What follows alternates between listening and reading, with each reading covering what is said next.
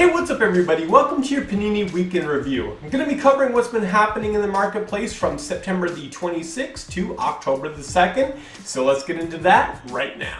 So we haven't had any challenges end, but one is still ongoing, and that is the Conor McGregor Color Blast Challenge. By the time I post this video, there should be a little less than 2 days left. And so if you want to do this challenge, you're going to need 15 different base cards of the Concourse set. That's out of 999. And then the Color Blast cards are out of 250, and you're going to need 10 of those.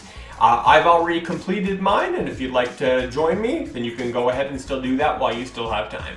Now this week we have 3 different pack drops. We had 2 on Monday and then 1 on Tuesday. The first on Monday was the gold packs, which you see in front of me here. They have not sold out, so if you still want them, as of Saturday morning, they are still available. They sell for $149, and they include 1 card that is out of 10, that is the gold parallel, and then 9 of the base cards.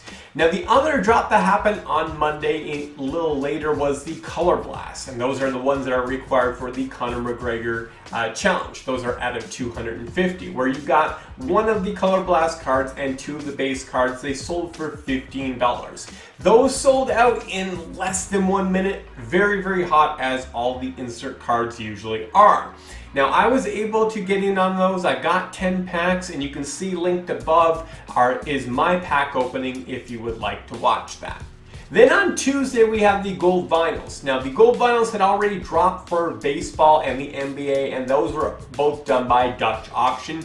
The UFC did the same exact thing. The Dutch auction, if you're not familiar, they start at $750 and the price drops every 5 minutes. And so it keeps going down, and then you just buy at the price where you're comfortable. And then you're just kind of, you know, if it goes down too low, there's obviously going to be more demand and they might sell out. So you just got to kind of pick a price that you're comfortable with.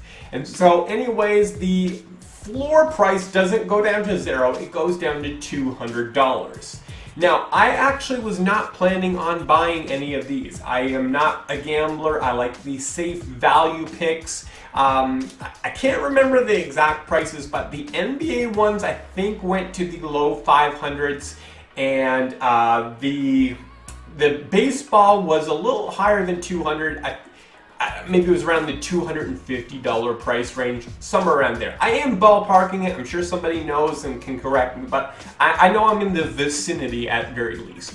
And so anyways, I was watching these gold vinyls as they were going down, and I was surprised that they were going down to the same levels that baseball was. And so anyways, when it got to 1 price drop below the floor, which was at $223.91, that was the lowest price it went to, and it sold out.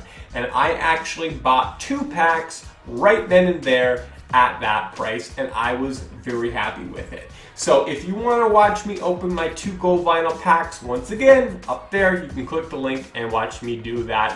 I was very happy with how it went for myself. Now, as of early Saturday morning, we don't have any news about pack drops or challenges that are coming next week. That's not to say it's going to be a slow week and we don't have anything, we just don't have any news yet. But hey, maybe we don't have it, maybe it will be a slow week.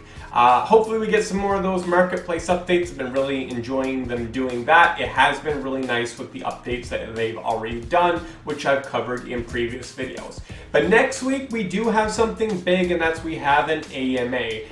This is what Panini NFT's great Twitter account to follow, by the way. It is unofficial, but does a really good job of keeping you up to date with the Panini NFT news. He says, we will have a sports marketing guy, which is Jason, the VP of marketing, Brett, the brand manager, and Austin, the Discord rep from Panini America, live on Discord from 3 p.m. Eastern on Tuesday, October the 5th, to answer all your questions. What do you want to ask them? Retweet and reply. So this is great. We're going to have, 3 of the guys from Panini answering all of our questions. This is the opportunity, to get all those burning questions we have, where we want some information on what's coming up and what their thought process is on certain things, to kind of pick their brains. AMAs are very, very helpful. NBA Top Shot, they do a lot of things right, and one of the things that they do right is actually, now they no longer do it on a weekly basis, but they used to do a weekly live audio talk with their community over Discord, and just kind of field their questions. Now they only do it whenever they have a new release or something like that, which is maybe like on a monthly basis or so. But anyways, it's really good when the executives or the people who kind of have some say in how things happen answer the questions of the community and kind of give some clarity on the roadmap and what they're planning to doing and such. So this is going to be great, the first of hopefully many.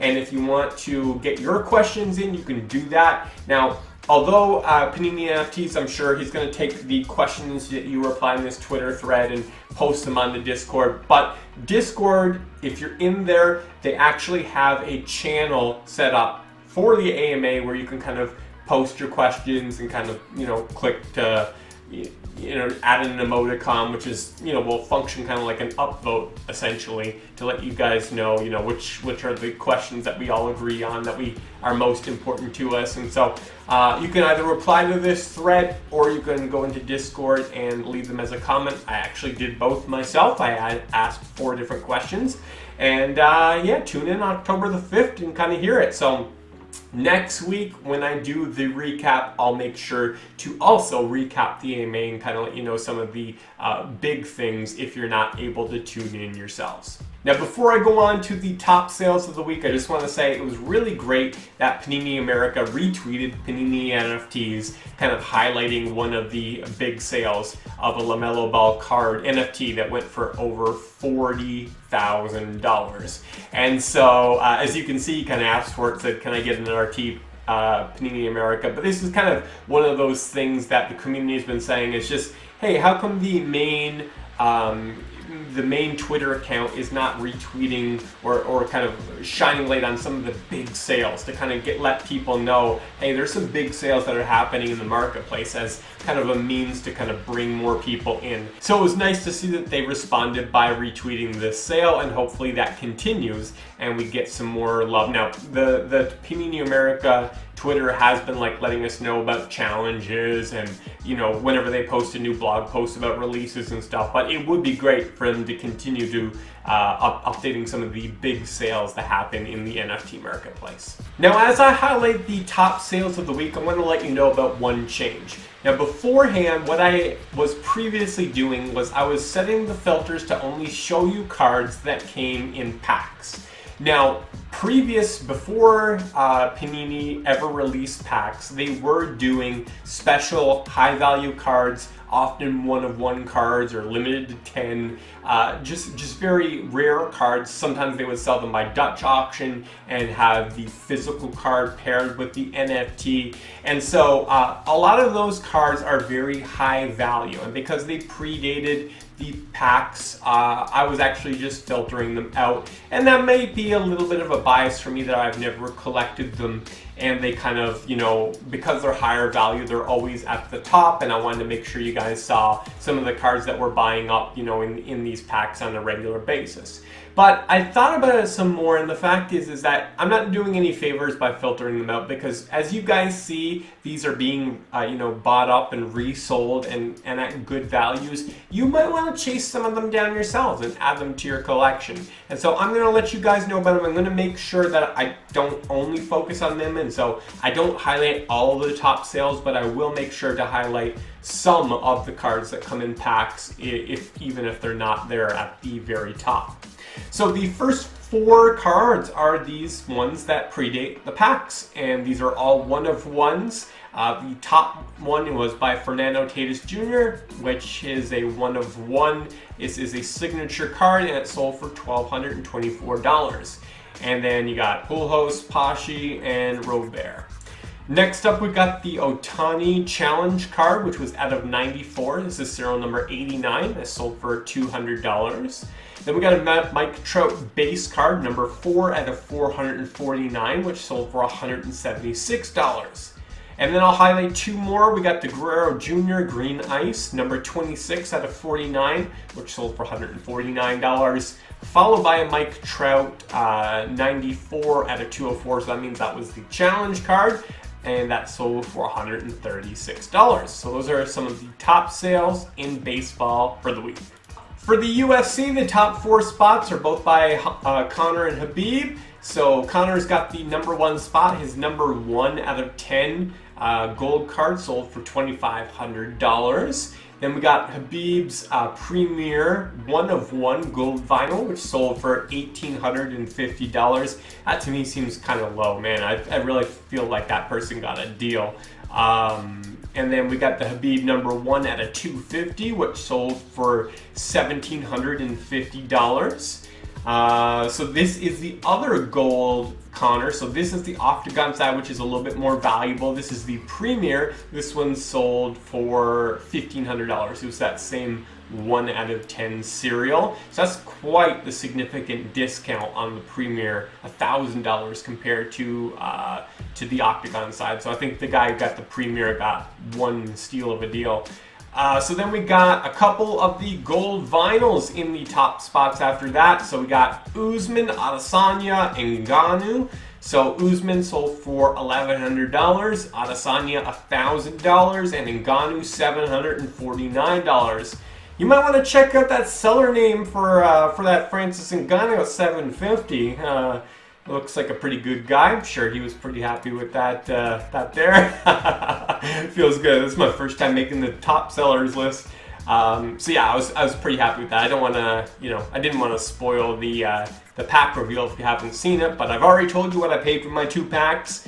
And so, that 1 card was much more than even both of them cost. So I was quite happy with that. So those are some of the best sells for the UFC.